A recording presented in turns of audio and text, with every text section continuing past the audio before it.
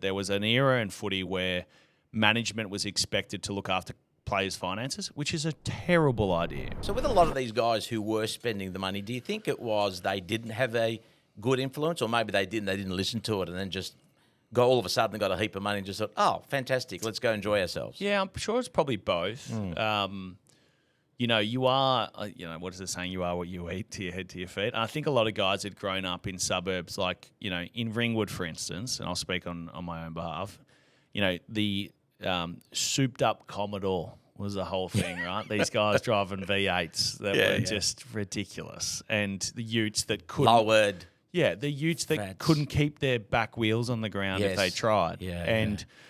That always didn't appeal to me, right? I'm too tall for it, for starters. But that was like, if I can imagine if I was an impressionable young guy who didn't have strong family foundations in this regard, I'd go, that's what I want to do. And a lot of guys that I know did that, right, in footy.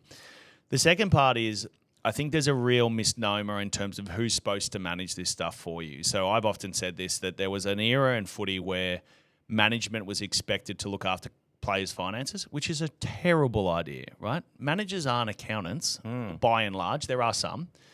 And let's be honest, there's been a few managers come through with a few schemes that they've got, and even in really recent times, right, without naming any names, that have obviously led to players having issues financially.